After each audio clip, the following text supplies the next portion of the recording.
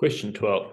In the following Argand diagram, the points Z1, O, or the origin, and Z2 are the vertices of triangle Z1, O, the origin, and Z2, described anti-clockwise. Right. Cool. And we got the Argand diagram there. Very nice.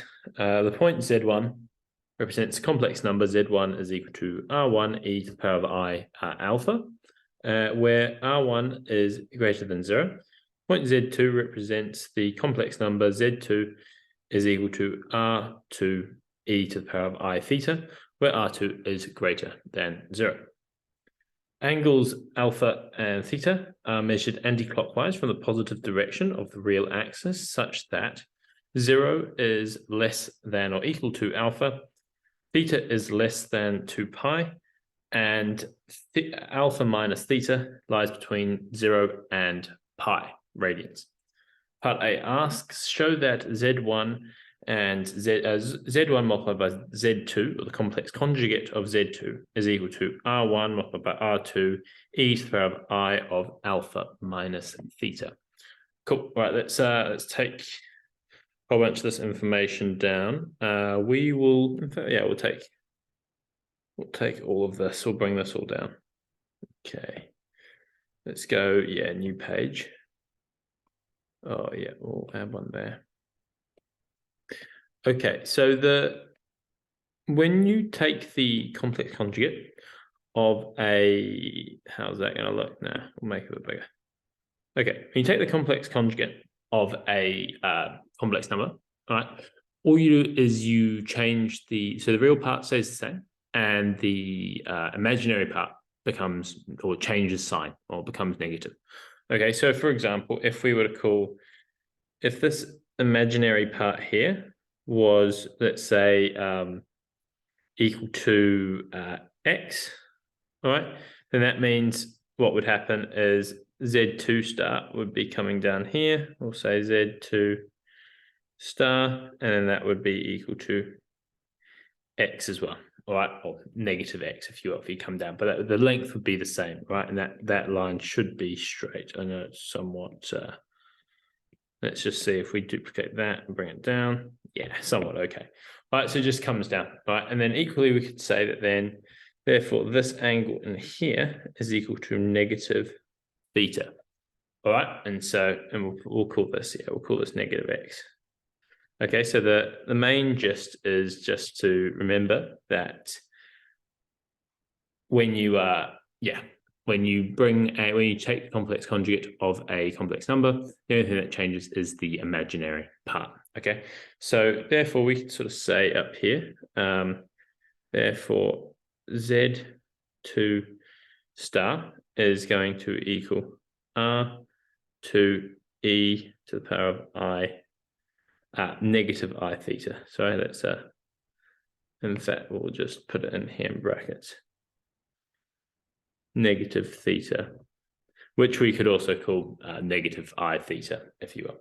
All right, yeah, how about we do that? We'll go R2 e to the power of negative I theta. All right, and we're asked to show in part A that Z1 times by Z2 star is going to be R1, R2, e to the power of I of alpha minus theta. Well, Z1, let's just bring this down here. So Z1 times by Z2 star is going to equal our Z1, which is R1 e to the power of I alpha. Then I'm just going to draw as A because I'm terrible at writing that symbol. In fact, we can make it a little bit better. Now we'll just stick with A. All right. Multiplied by R2 e negative I theta. Okay, so if you're not familiar with the operations of complex numbers or how we do them, so when they are in this form, the exponential form, all we need to do is take the sum of the arguments and the product of the moduli and moduluses. Okay, so then this is going to equal R1, R2 multiplied by e to the power of I alpha minus I theta.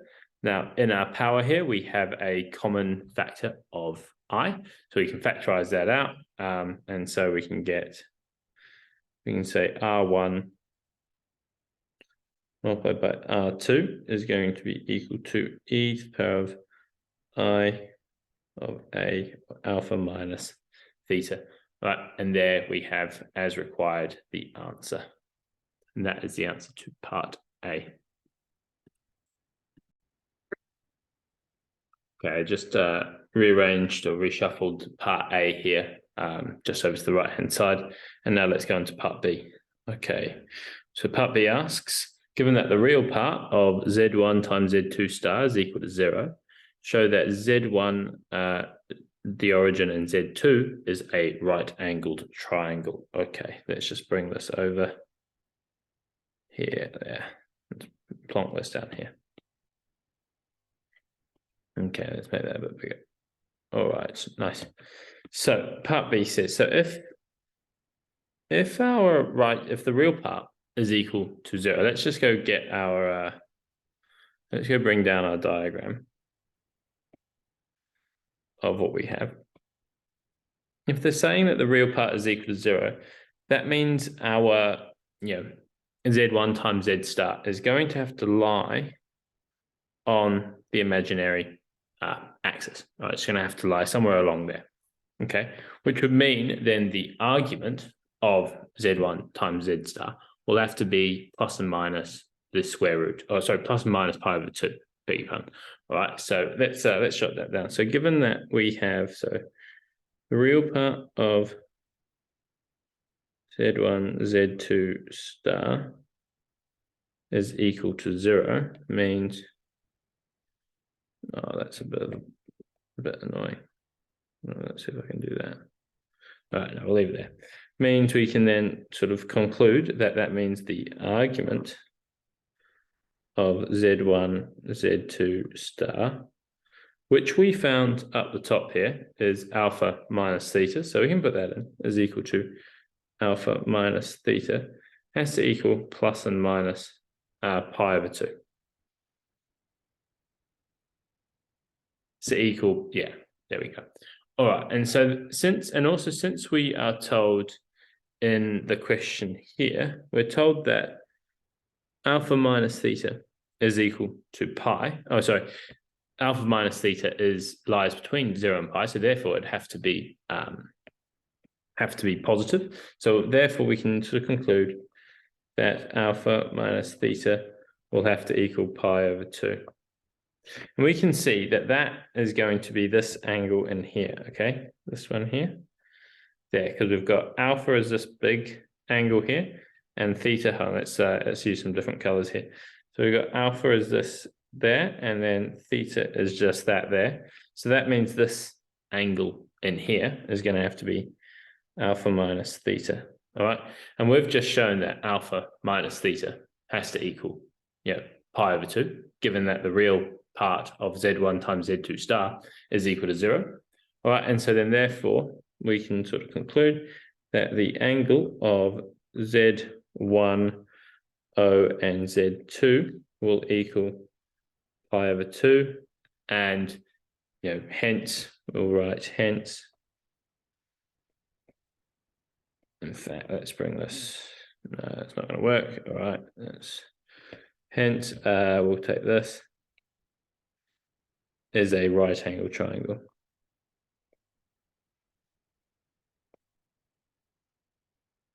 Angled triangle.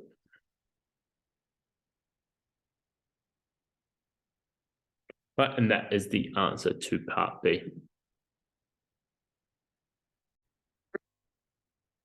Okay, on to part C. So in part C, D, and E, consider the case where Z1, O, and Z2 is an equilateral triangle. Part C1 asks, express Z1 in terms of Z2. And part 2 says, hence show that Z1 squared plus Z2 squared is equal to Z1 times by Z2. Okay, cool. Let's copy this down, and we might be, may use a new, we'll do this on a new page.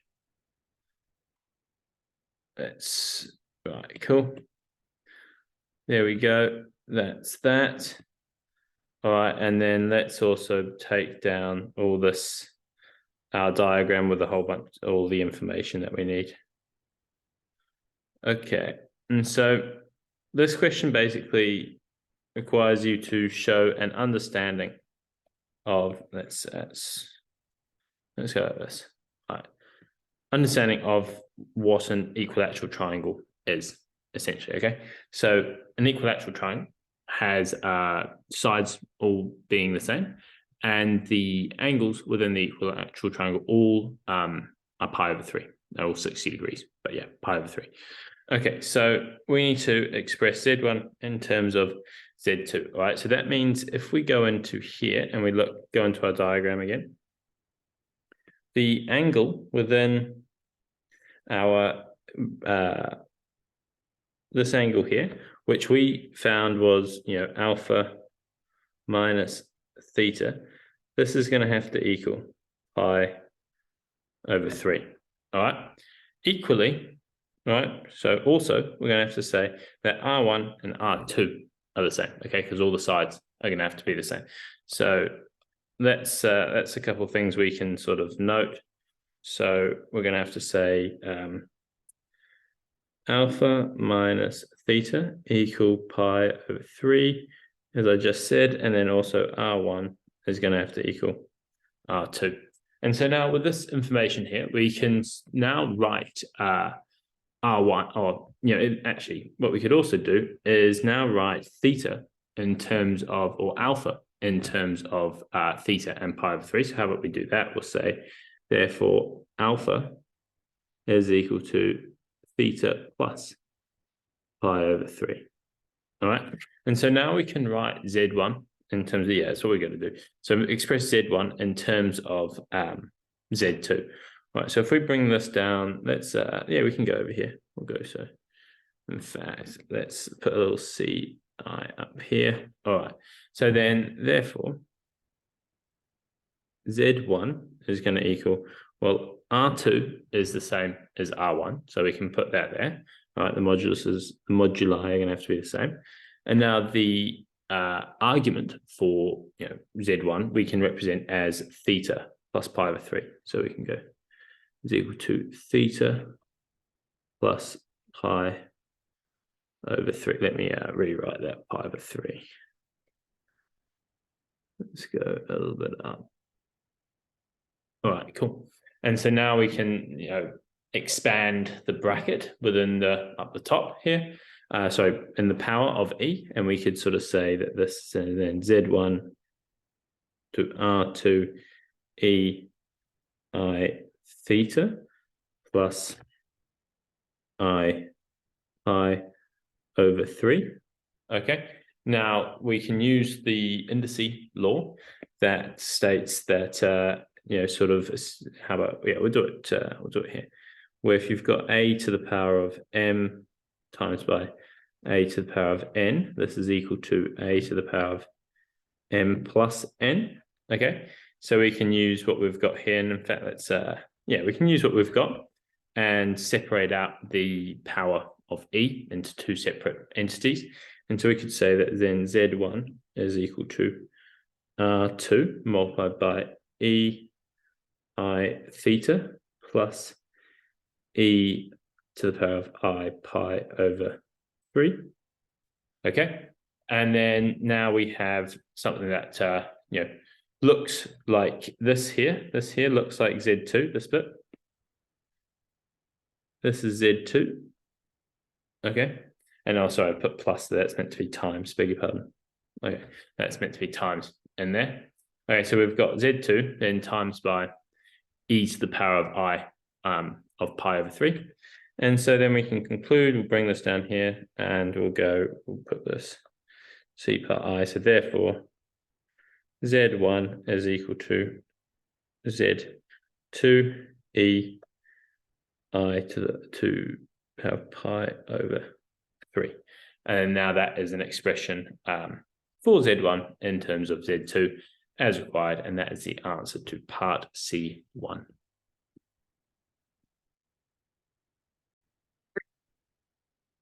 Okay, on to part C2. Hence show that Z1 squared plus Z2 squared it is equal to Z1 multiplied by Z2. So if we start with the right-hand side of this equation and have a look, and we go Z1 times by Z2, well, we found an expression for Z1 in terms of Z2, literally just above here. So we can use that. So we can say, in fact, it might even be, let's bring this down slightly so there's a bit of a gap. We can bring this as an expression for Z1, lob it into brackets, then multiply by Z2. Okay, and then there we have, an expression for Z1 multiplied by Z2, all in terms of Z2. And if we want to clean this up, we could end up calling it that it is e to the power of I pi over 3 multiplied by Z2 squared. All right, cool. So there is an expression for the right-hand side. And now we've got to essentially best find an expression for the left-hand, or show that the left-hand side can be expressed in the same way. All right, so let's look at that now. So we'll go Z1 squared plus Z2 squared. Now this is going to be equal to, so now we're going to use the same expression that we had for Z1 in terms of Z2. So let's lob that in. So we're going to have Z2 multiplied by e to the power of I of pi over 3. Yeah, let's make that square bracket slightly nicer. Squared plus Z2 squared. Okay, so that starts us off quite nicely. Now, when we square this whole term here, what we're going to do is we're going to get Z2, let's make that a bit nicer, Z2 squared, and then we're going to have to multiply the argument by 2. Okay, so that's going to be e I to the power of 2 pi over 3 plus Z2 squared. Okay, so that is a good start. Now, what we're going to have to do is a bit of well, first of all, let's take out the common factor between these two, which is Z2 squared. So let's just put let's go with e I 2 pi over 3 plus 1 and then Z2 squared. All right, so we're going to have to somehow show that this is equal to this, okay? And we'll show that graphically, okay? Well, not graphic, on an Argand diagram. So if we do this and then say this is equal to pi over 3. Now come over to the right hand, let's go over to the right hand side and let's look at this visually. So, and we'll take there, and this is the imaginary axis, this is the real axis here.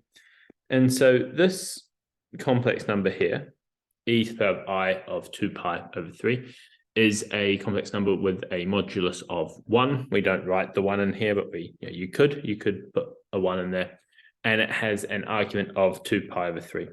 All right, which will be something like this line here.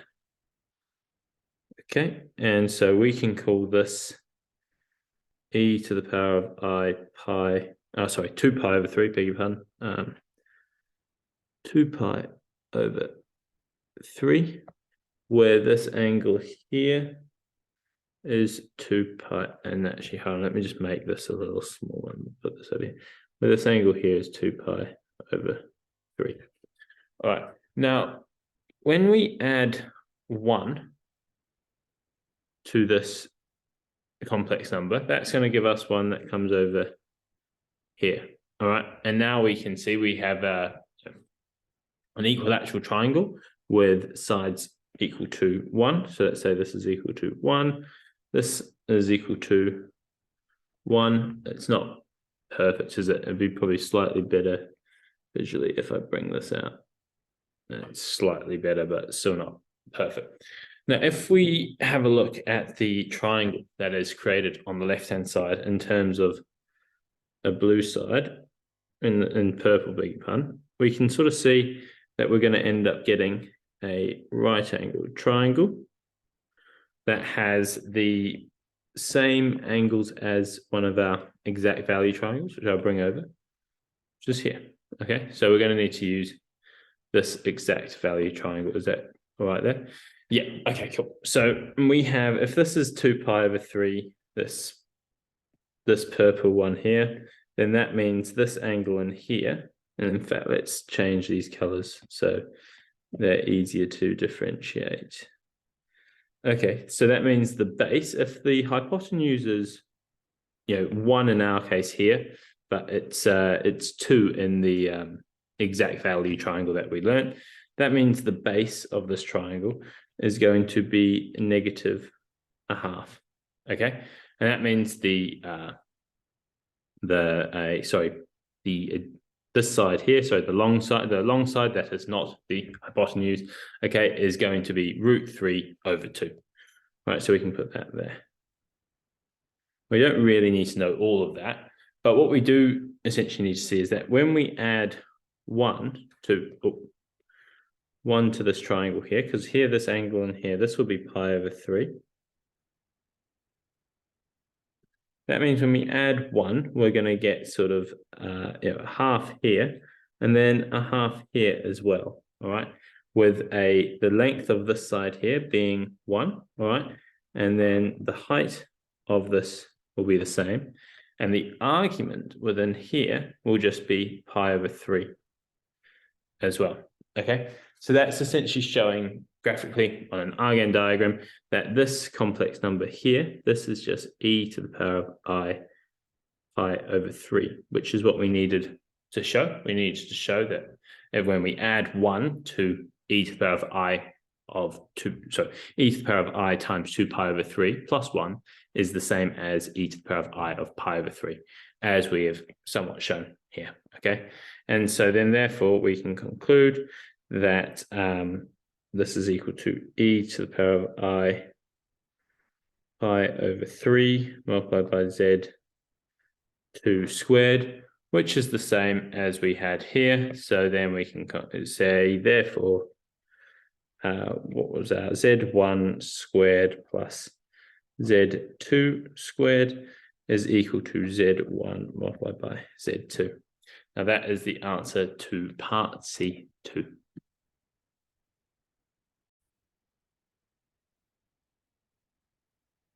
Okay, on to part D and E that I have copied down here. So first of all, with part D, so let Z1 and Z2 be the distinct roots of the equation Z squared plus AZ plus B equal to 0, where Z is an element of the complex number set and A and B are elements of real numbers. Part D says, use a result from part C2 to show that A squared minus 3B equals 0. All right, so we're going to need some formulae from the formula booklet. Let's go over and have a look there. So it's in the topic 2 HL only section. That's topic 3, sorry. Here, so this one here. Okay, so the sum and product of the roots of the polynomial equations of the form here. Okay, so bring this over. Let's lob this down here. Okay, so for D, what we're going to have to note is, so n represents the degree of the polynomial we have here. So n is going to equal 2. AO is the constant term in our polynomial, which is up here. Okay, so that's B. A1 is the coefficient of the Z term. Okay, and that's just A. And A2 is the coefficient of the Z squared term, beg your pardon, sorry, which is 1. Okay, so then now we can sort of just lob these into our formulae. So the sum, or we could sum, let me sort that out, is going to be equal to negative of an minus 1, so negative a, essentially. We need this one here, okay? So with n being 2. So negative a over an, which is the degree of the polynomial, so a2, which is this one here, which is what? Over 1, okay? So the sum is equal to negative a. Now, let's, on the same line, let's find the product. Okay, and this is going to be equal to negative 1 to the power of n, where n is 2, multiplied by AO, which is b, okay? And then divided by, AN, which is going to be 1. Oops, sorry. Okay, now moving on. And so, yeah, I probably should have put this in. So therefore, Z1 plus Z2 is equal to negative A. And Z1 multiplied by Z2 is equal to B, just by itself. All right, so there we have a couple of useful things that we can use. Okay, so going back to part C2, we showed that Z1 squared plus Z2 squared is equal to Z1 multiplied by Z2. Okay, so it's, in fact, let's put that in from C2.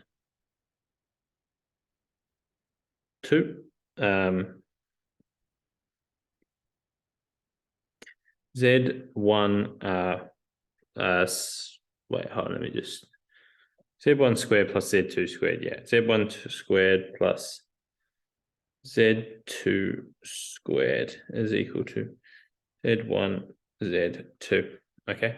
Now, if we take Z1 plus Z2 and square it, all right, so if we go here and we go Z1 plus Z2 squared, what we're going to end up getting is Z1 squared plus Z2 squared plus 2 lots of Z1 multiplied by Z2. That kind of comes from you can, just basically a binomial, where if you have A plus B squared, this is equal to A squared plus B squared plus 2AB. And let's just bring that down to be on the same line. Big pardon for my handwriting towards the end there, but I hope you can read that. Okay, so that's the idea there. Okay, now we've got this bit here, which is the sum, all right? And then we've got this bit here, which we know is equal to B. And we've also got this bit here. So in fact, let's go through. This is just going to be effectively negative A squared. This here, from above, we know that that's just Z1, Z2. So this is equal to Z1, Z2, which is equal to B. All right. And then we have here, this bit here is 2 times Z1 times Z2, which is just going to be equal to 2B. All right. And so if we bring this all down, we've got negative A squared is equal to B plus 2B. Now, negative A squared is just going to be A squared. So A squared is equal to B plus 2B, which is going to be 3B. Okay, and then we don't need a new line. We can just bring this over here. And so then therefore, as required, A squared minus 3B is equal to 0. And that is the answer to part D. Consider the equation z squared plus az plus 12 is equal to 0, where z is an element of complex numbers and a is an element of real numbers. Given that alpha minus theta lies between 0 and pi radians, deduce that only one equilateral triangle, Z1, O, Z2, can be formed from the point O and the roots of this equation. Okay, lovely. Now, what we're going to do is actually, let's bring just that down to here. We're going to end up needing some more pages, but yeah, we'll just do that then there. All right, cool.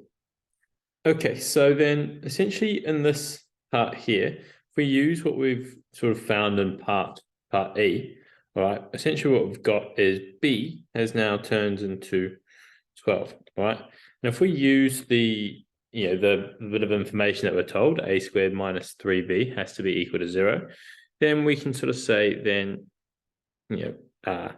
b is equal to 12. So therefore, a squared minus 3 lots of 12 have to equal 0, which is the same as saying, in fact, it's, we'll bring it down here. Just say, same as saying a squared minus 36 is equal to 0. And so then therefore, a will have to equal plus and minus 6. Okay. And so then now to find the roots of the possible roots of this equation, we're going to have to use the quadratic formula, which is as follows: x is equal to negative b plus and minus the square root of b squared minus 4ac all over 2a. Now, don't get confused with the idea that we have similar letters sort of crossing paths here, okay? This is just the general formula for the quadratic formula. And so a actually in this circumstance is going to be b, all right? So if we go and apply this, we can bring this over and sort of, let's bring this over. Let's say then z is going to equal, well, in fact, let's put this in. So negative a plus and minus the square root. In fact, now how about we'll put in what a is, what we've just found. So it's negative 6, plus and minus 6. So since we've got to put negative b, why don't we do this idea of doing minus plus 6? Just shows that you've acknowledged that there's a negative sign in front of there. Plus and minus the square root of a squared, which is plus or minus 6 squared, which will be 36, all right? Let's put that in, all right? Minus 4 times a, where in this example here, let's write in here. So a is going to be equal to 1, b is going to be equal to a, and c is going to be equal to 12. Just going off our quadratic up here, okay? So this is going to be equal to 4. Oh, what have I done? Wrong color. And get rid of that. 4 times by 1 times by 12 all over 2 lots of a, which is just going to be 2 lots of 1, which is just a. Now, if we go and clean this up, we're going to get negative and plus 6 plus and minus the square root of, this is 36 minus, so 4 times 1 times 12 is 48. So it'd be 36 minus 48, which will give us 12, negative 12, beg your pardon. So negative 12 over 2. Okay, now let's go to a new page, and actually let's just copy this down. Okay, and so if we wanted to clean this up a little bit, we can separate out the square root of negative 2. In fact, I'll write this all out, actually. Let's just put this all out. So negative plus 6 over 2 plus and minus the square root of, so we can change this to being 4 times by 3 times by I squared, okay, because I squared is equal to negative 1. Now that's over 2. Now the square root of 4 is going to be 2, so we can effectively just cancel out these guys here, and we will get a negative 6, negative plus minus 6, whatever, can cancel out with the 2 as well, and that's just going to become 3, right? And so then we can conclude that z is going to be negative and plus 3 plus and minus the square root of 3i, okay? But now we have to, so this gives 4 possible roots to this equation, all right? We've got the idea where we do -3 plus the square root of 3i, -3 minus the square root of 3i, then 3 plus the square root of 3i, and 3 minus the square root of 3i. So we could even just note that on a whole bunch of Argand diagrams. Right, so how about we just take this? Actually, rather than trying to fit them off to the side there, let's just make a whole bunch of these and bring this over to here. Okay, so what have I done? So let's do, so what would be, so if we somewhat looked at the first one, let's say Z1 is the first option I said, so -3 plus the square root of 3i. Well, that's going to be something that comes off somewhat like that, okay? It doesn't have to be perfect. And then the next one, so we need to have the one which will have an internal angle of pi over 3 between the two complex numbers, because these need to form an equilateral triangle. And so that would be this one down here. We can say that this is Z1, this is Z2, okay? And then that's going to be, let's bring these down so we have a bit of working, all right? And that means this internal angle in here is pi over 3, which we need, okay? Where Z1, this is going to be, in fact, let's write the whole thing in. Let's just get rid of this. So this is going to be where Z1 is equal to -3 plus root 3i. And then this one is going to be where Z2 is equal to -3 plus the square root of 3i. Okay. Now, the other option would be when we have, let's say, +3 plus and minus the square root of 3i. So +3 plus the square root of 3i. So we can call that there. So this is going to be Z1 is equal to +3 plus and plus the square root of 3i. And then the corresponding one for Z2 would have to be Z2 is equal to 3 minus the square root of 3i. And then we end up having, this, we could have the exact same idea here, where Z1 and Z2 swapped over. But we're going to have to do this fucking again.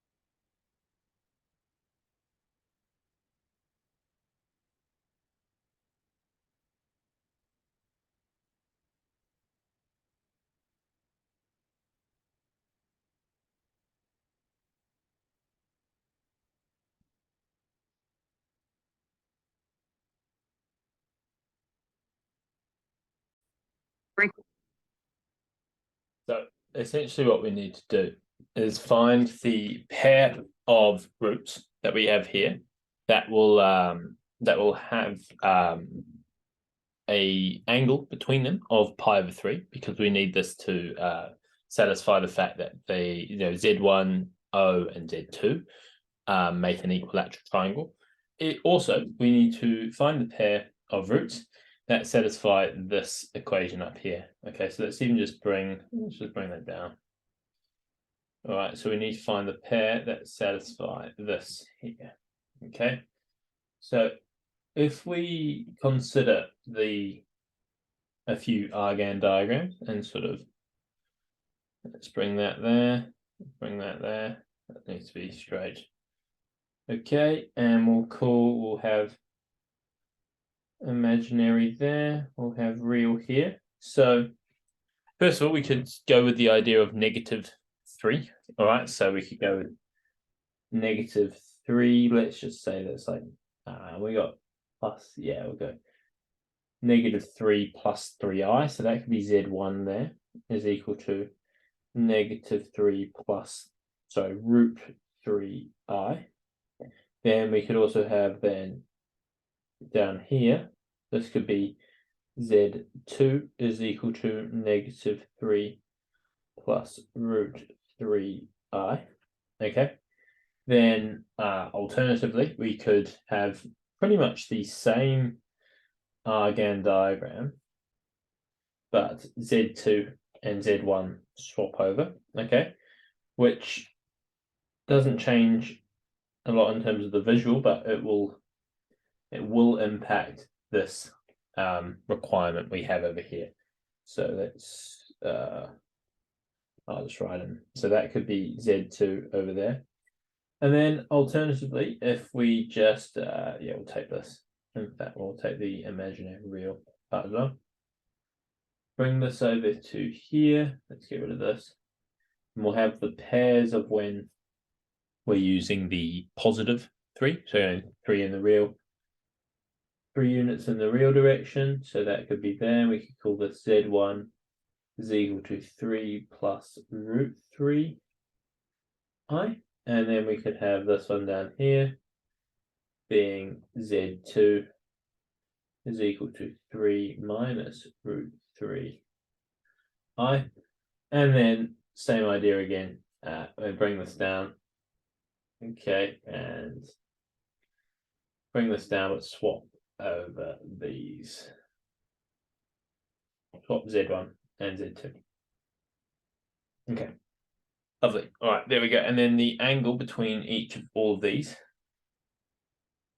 is pi over 3, which I am going to note as well. All right, so this angle is pi over 3. This angle is pi over 3. This angle is pi over 3, and so on. Okay, they're not drawn to scale, but you get the idea. Okay, so going back to the question. Okay, so where do we have our Z? So the argument of Z1 is alpha, all right? The argument of Z2 is theta, okay? So we could even just lob that down here. So we've got arg Z1 subtract arg Z2. And we need this to be greater than 0, so positive, and also we need it to be less than pi. Now, if we go through our different possibilities, if we look at the one on the left here, okay, so top left, we've got Z1. The argument of Z1 is going to be coming around all the way over here. Okay, so that's going to be 2 pi over 3, but we can instantly see that the theta, so the argument of Z2, is going to be greater than the argument of Z1. So that means we can sort of conclude for this guy here.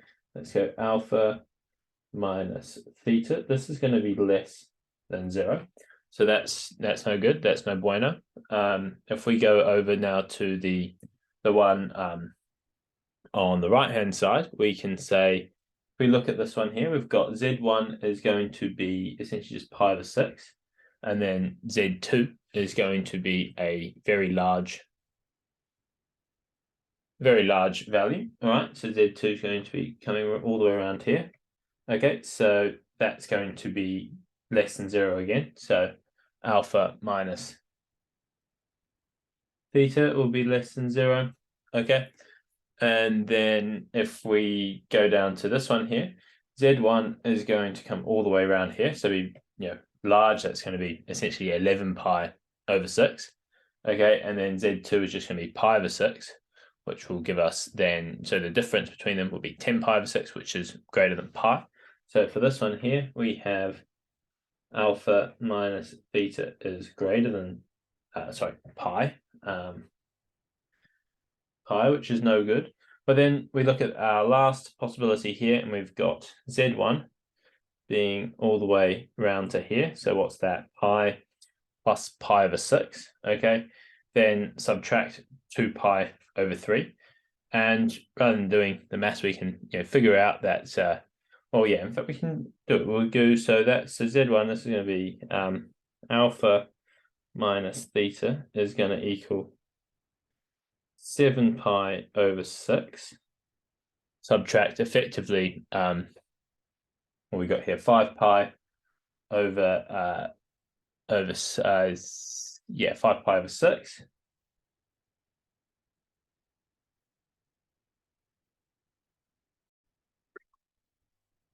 is equal to 2 pi over 6 or just pi over 3, which is within our acceptable range. And so that's essentially what we needed to find. So that's the pair. Okay, so we could then go ahead and conclude, there are, therefore, there are 4 possible equilateral triangles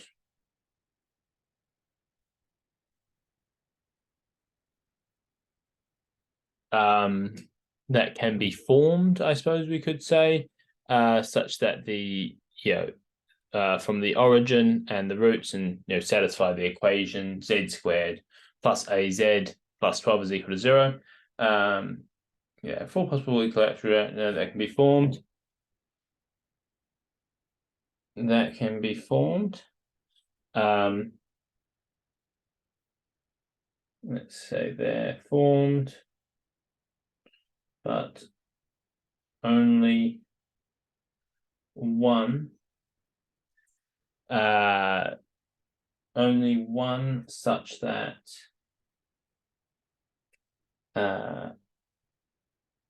0 is less than alpha minus theta, which is less than pi. Cool. And then that is the answer to part 12E.